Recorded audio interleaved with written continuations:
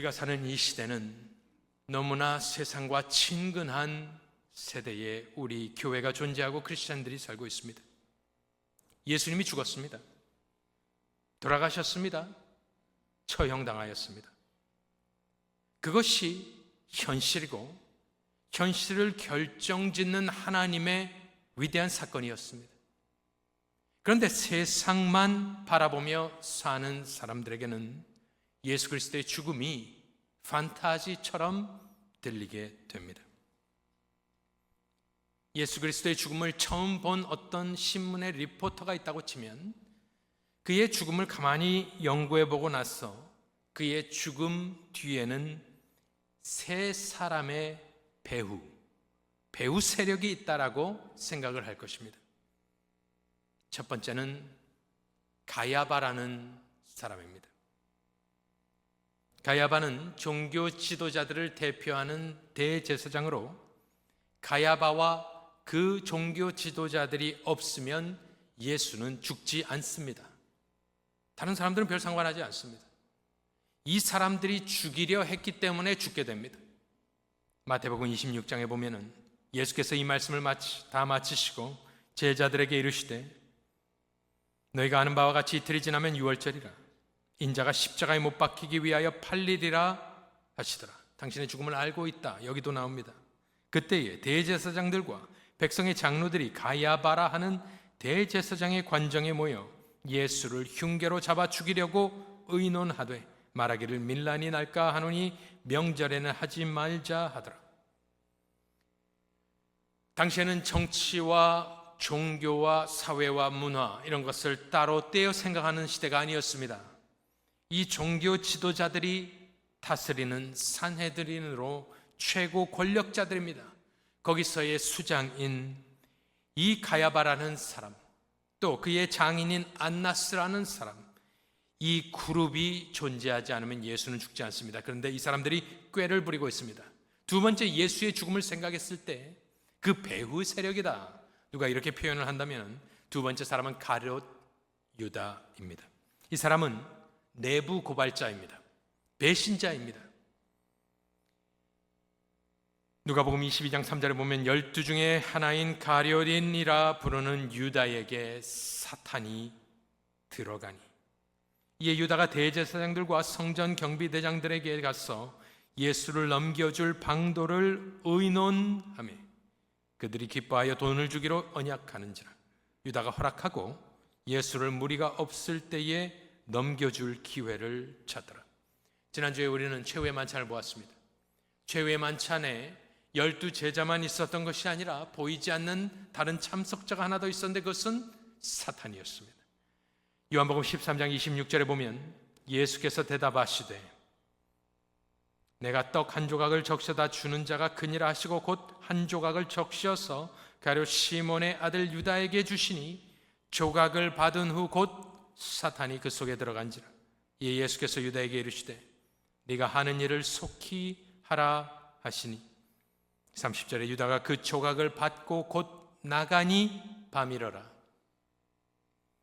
가야바와 그 무리들, 대제사장의 무리들이 예수를 죽이려고 작정을 하였습니다. 그들은 내부 고발자 배신자인 가룟 유다가 필요했습니다. 왜냐하면 지난주에 보신 대로 지금 예루살렘 도성에 예수께서 어디에 있는지 어떻게 알 것이겠습니까? 베드로와 요한에게 유월절 먹을 것을 예비하라 하셨기 때문에 12제자가 아니고서는 예수님의 다음 행선지가 예수님이 지금 어디에 계신지 숨어 계신지 모르기 때문입니다. 그런데 이 사람이 밤에 나갑니다. 다음에 이 사람이 등장할 때는 예수님을 잡으려고 군사를 이끌고 와서 겟세마네에서 기도를 마치신 예수를 잡게 하는 사람, 바로 이 사람인데 그 배후에는 영적인 존재가 있었습니다.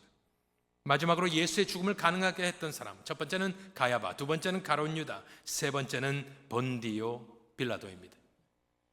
아무리 그들이 작정을 했어도 로마 정부가 지금 이 세상을 다스리고 있는 시대이기 때문에 사형을 언도할 수 있는 권세자는 오직 한 사람, 로마 정부의 대변인이었던 본디오 빌라도입니다. 그는 비겁하였습니다. 자신만을 생각하였습니다. 요한복음 19장 12절에 보니까 이러함으로 빌라도가 예수를 놓으려고 힘썼다 되어 있습니다. 동의하지 않았지만 자신을 위해서 마태복음 27장 24절에 보니까 빌라도가 아무 성과도 없이 도리어 밀란이 하나의 폭동이 일어나려는 것을 보고 물을 가져다가 무리 앞에서 손을 씻으며 이르되 이 사람의 피에 대하여 나는 무죄하니 너희가 당하라. 26절에 이에 바라바는 그들에게 놓아주고 예수는 채찍질하고 십자가에 못 박히게 넘겨주니라. 자, 이 세 사람 배후에는 다 사단이 역사하는 것입니다. 가야바와 가룟 유다 얼마나 교활합니까? 본디오 빌라도 얼마나 비겁합니까? 악랄하고 교활하고 비겁한 이 세상의 권세자들, 권력자들의 세 사람의 지혜에 대해서, 그들의 힘에, 권세에 대항하여 예수님은 무엇을 택하였는가? 그것을 생각했을 때 예수님은 저 구절로 그것을 설명한다면 예수님은 하나님의 어리석음을 택하였고 하나님의 약하심을 택하여 결국에는 예수님만 혼자 승리하시게 되었습니다. 가야바도 유다도 빌라도도 모두 다 패배자가 되었습니다. 성경에는 정확하게 나오지 않지만 그들이 천국에 갔겠습니까? 예수님은 그 악랄한 세 사람으로 표현을 했습니다마는 세상의 지혜와 힘 앞에서 무슨 초이스를 하셨느냐? 그렇다면 그것을 보면서 우리 성도는 세상을 향하여 어떻게 살아야 되겠느냐? 우리가 어떻게 세상에 어게인스트 하여 컨트라 문덤으로 우리가 이 세상을 살아가겠느냐?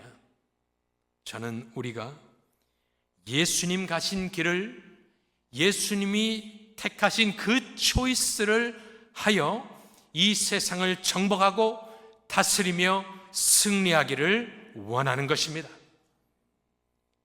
이 세상을 성도가 사는 방법이 몇 가지가 있겠는가? 몇 가지 생각을 해보겠습니다. 첫 번째는 이 세상의 지혜와 권모 술수를 압도할 수 있는 최고위, 가장 높은 위치에 가는 것입니다. 그곳에 가면 내 위에 아무도 없습니다. 그러면 나는 나의 선한 영향력을 마음껏 펼쳐보겠다. 우리 크리스찬이 가장 동경하는 것입니다. 세상적으로 가장 높은 곳에 올라가서 아무의 간섭도 받지 않고 내 위에 보스도 없고 아무 소리도 듣지 않고 나는 내 거룩한 영향력을 행사하겠다. 좋습니다. 멋있고요. 축복합니다. 문제가 있다면 그 자리에 올라갈 수 있는 크리스찬이 몇이나 되겠습니까? 대다수의 크리스찬은 그런 자리에 오르지 않습니다. 못합니다. 그래서 맞는 것 같은데 실질적으로는 대부분의 그리스도인들과는 상관없는 꿈입니다. 세상을 향하여 우리는 또 그렇다면 또 어떻게 살까 생각해 볼 때 저들이 칼을 들고 쫓아오는데 우리는 칼로 맞서야 되는 것 아니겠습니까? 그래야 살아남게 되지 않겠습니까? 크리스찬이 도대체 세상에서 어떻게 살아갈 것인가? 그래서 많은 사람들이 무엇을 합니까? 먹고 살기 위하여 타협합니다. 하나님이 다 이해하시겠지. 내 사정 알아주시겠지. 하나님이 사랑과 긍휼이 풍성하시니까 어쩔 수 없지 않느냐. 많이 그렇게 생각을 하는데 요즘 우리가 새벽 기도회 때 요한계시록을 묵상하고 있습니다. 거기에 보니까 쭉 흐르는 흐름이 있습니다. 거기에 성도들이 나오는데 성도들은 누구냐? 어린 양과 함께 14만 4천이 서 있는데 승리하는 사람들은 누구냐? 타협하지 않는 사람들이라는 메시지가 계시록 전체에 흐릅니다. 오늘 우리가 예배 초에 읽었던 말씀처럼 하나님을 두려워하는 게 사라진 이 세상이, 성도들도 하나님을 두려워하지 않고 교회도 하나님을 두려워하지 않고 직분자, 목사들도 하나님을 두려워하지 않습니다. 타협을 쉽게 생각합니다. 그러다 보니 계속 계시록에 나오는 사람들이 누구냐? 순교자들이 나옵니다. 성도는 어떻게 싸울 것이냐? 세상의 칼에, 세상의 지혜에 목숨을 내려놔 버리는 겁니다. 그리고 그들이 웁니다. 울부짖습니다. 그들이 기도합니다. 탄원합니다. 그리고 하나님의 때에 하나님께서 심판을 하시는 모습을 보면서 순교자들이 왜 순교했을까요? 여러 가지 이유가 있을 것입니다. 그런데 그 중에 하나, 우리가 잘 생각하지 않는 부분이 이런 것 아닐까요? 하나님은 나의 배교를 영원한 불로 심판하실 것이다.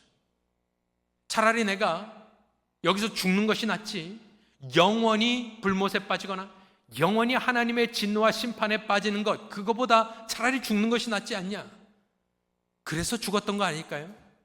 천국을 사랑하고 사모한 것, 물론 그런 것도 있었겠습니다마는 심판자 하나님을 두려워했기 때문에 그 앞에 있는 맹수요, 칼이요, 톱이요, 이런 것을 두려워하지 않았던 것 아닐까요? 하나님이 더 무서웠기 때문에. 우리는 하나님을 무서워하지 않는 이 세대에 살고 있는 것입니다.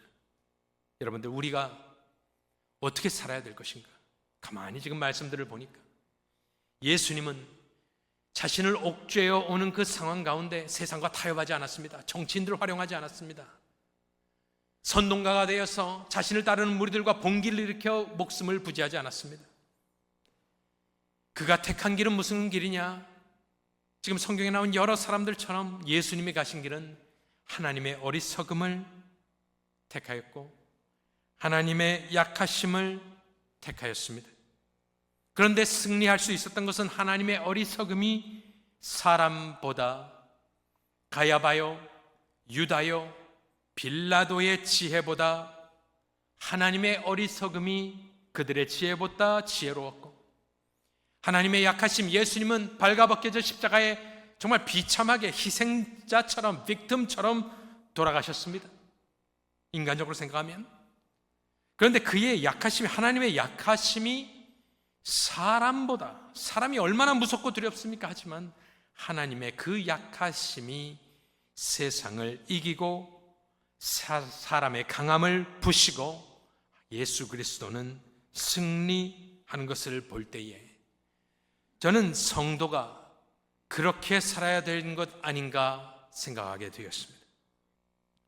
그렇게 살았던 사람들이 많이 있지만 우리가 잘 아는 다니엘의 세 친구 이야기를 하고 마치겠습니다. 언제 마지막으로 여러분들 다니엘과 세 친구 이야기를 직접 눈으로 읽어보셨는지요? 읽어보겠습니다. 느부갓네살 왕이 3장 1절입니다. 느부갓네살 왕이 황제입니다. 전 세계를 다스리는 신과 같은 존재입니다. 느부갓네살 왕이 금으로 신상을 만들었으니 높이는 60규빗이요 30m 혹은 90피트입니다. 너비는 6규빗이라. 그것을 바벨론 지방의 두라 평지에 세웠더라.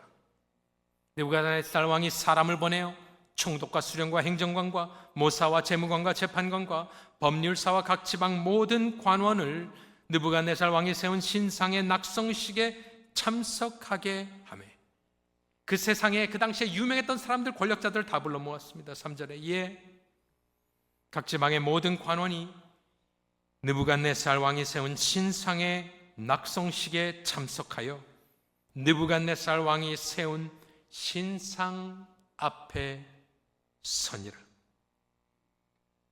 선포하는 자가 크게 외쳐 이르되 백성들과 나라들과 각 언어로 말하는 자들아, 왕이 너희 무리에게 명하시나니 너희는 나팔과 피리와 수금과 사면금과 양금과 생황과 및 모든 악기 소리를 들을 때에 엎드려 느부갓네살 왕이 세운 금 신상에게 절하라.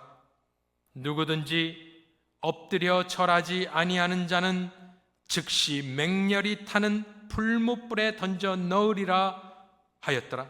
모든 백성과 나라들과 각 언어를 말하는 자들이 나팔과 피리와 수금과 사면금과 양금과 및 모든 악기 소리를 듣자 곧 느부갓네살 왕이 세운 금 신상에게 엎드려 절하니라. 여러분들이 그 자리에 있었으면 어떠했겠습니까? 저는 이 말씀을 읽으며 제가 이것과 거의 비슷한 경험이 한 번 있었습니다. 거의 비슷한. 제가 텍사스에서 고등학교를 다닐 때에, 기숙사 생활을 할 때에, 거기는 아주 시골이었습니다. 그래서 할 게 없습니다. 그런데 온 동네 사람들이 모이는 이벤트가 하나 있는데 1년에 딱 한 번. 그것이 무슨 이벤트인지 혹시 아시겠습니까? 거기는 칼리지 스테이션으로 텍사스에서 대학교가 있습니다.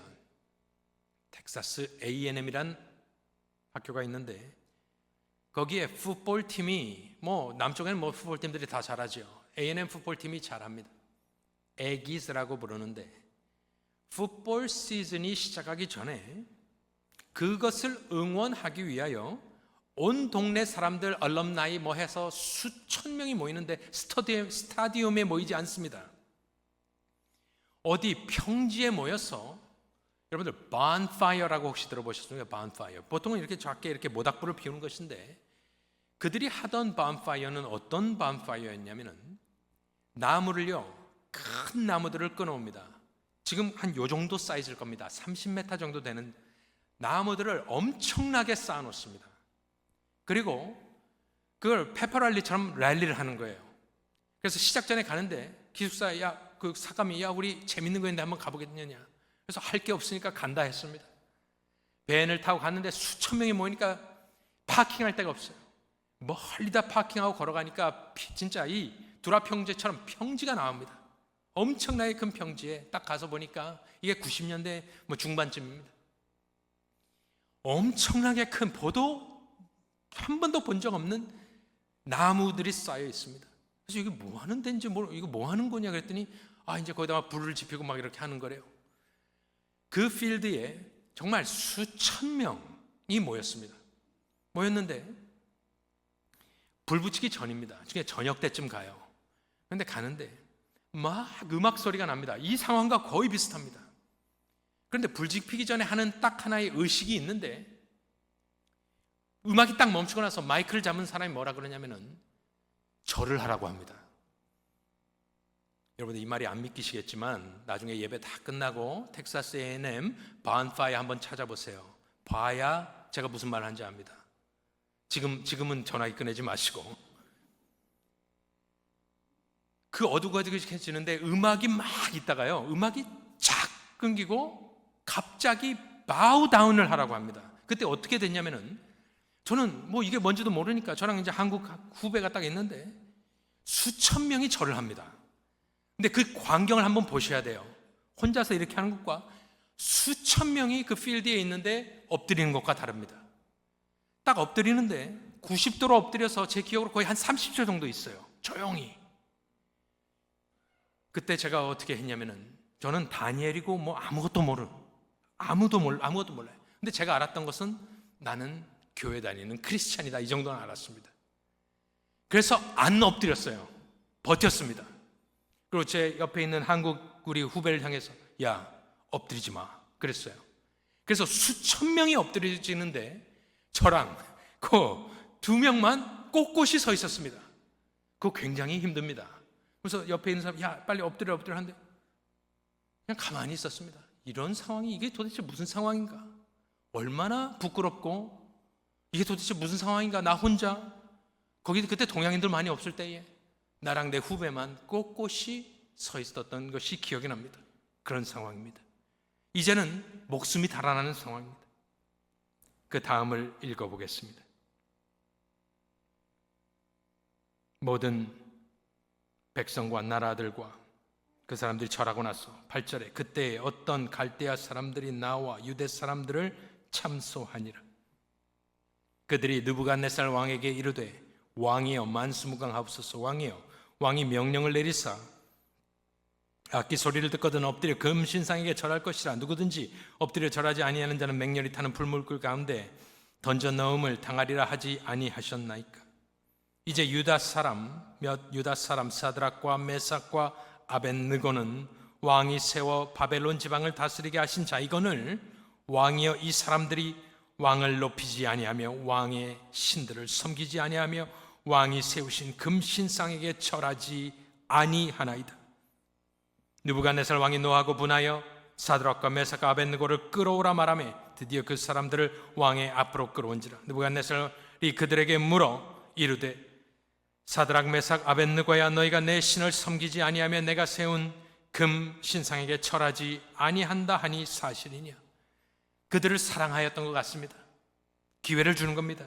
이제라도 너희가 준비하였다가 나팔과 피리와 수금과 사명금과 악기 소리를 들을 때 내가 만든 신상 앞에 엎드려 절하면 좋거니와 너희가 만일 절하지 아니하면 즉시 너희를 맹렬히 타는 풀무불 가운데 던져 넣을 것이니 능히 너희를 내 손에서 건져낼 신이 누구이겠느냐 하니.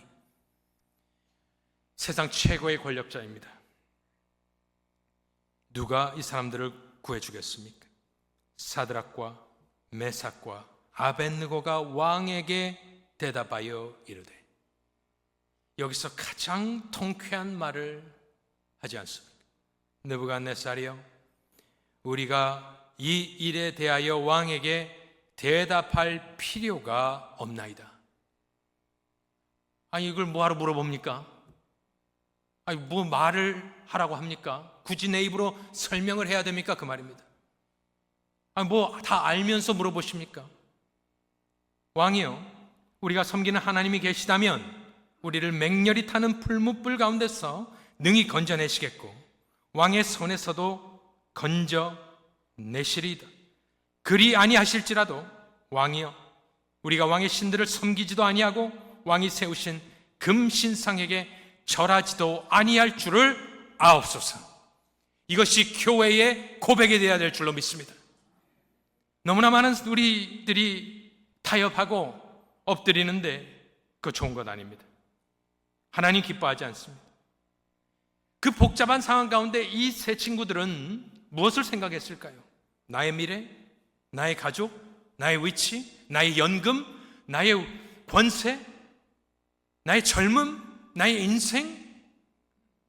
이 사람들은 최고의 위치에 있는 사람들이기 때문에 모든 것을 누리는 사람들입니다. 포로로 시작했지만 포로자들과 다른 인생입니다. 어떻게 여기까지 왔는데? 그들이 생각한 것은 딱 하나, 하나님의 뜻이 무엇이냐? 이들은 꼬마 때 포로로 끌려와서 자신들의 문제가 아니었습니다. 자신들이 컨트롤할 수 있는 세상에 돌아가는 세상 정세도 아니었습니다. 느부갓네살 왕을 어떻게 컨트롤하겠습니까? 여러분들이 우리가 세상을 어떻게 컨트롤하고 우리가 가야바를, 가룟 유다를, 우리가 어떻게 본디오 빌라도를 컨트롤하겠습니까? 그런데 우리가 물어야 될 것, 우리가 가야 될 길, 그것은 예수님 가시는 길입니다. 하나님의 어리석음이 사람보다 지혜롭고 하나님의 약하심이 사람보다 강하니라. 타협하지 않고 저 말을 믿고 사는 사람들에게 있는 것이 있다면 무엇이겠습니까? 간증이 있을 것입니다. 하나님이 하셨다. 하나님이 도와주셨다. 사람의 방법으로 하지 않고 다 망하고 쓰러지고 넘어지고 우습게 되었었지만 하나님이 이렇게 세워주시고 하나님이 살려주시고 하나님이 나를 재기하게 해주시고 하나님이 다시 다른 곳으로 보내주시고 더 높은 곳으로 보내주시고 하나님이 하셨다. 간증이 있는 사람이 하나님이 하라 하신 어리석음과 약함을 택하는 사람에게 주어지는 하나님의 상급을 경험한 사람, 바로 간증이 있는 사람들일 것입니다. 성공의 노예가 되지 않아야 되겠고요, 삶의 노예가 되지 않아야겠습니다. 세상에 소망을 두지 않고 세상을 이기라 하신 우리 예수 그리스도를 따라가 믿고 믿음대로 순종하여 타협하지 아니하여 승리하시는 거룩한 주의 종들 다 되시기를 간절히 소원합니다.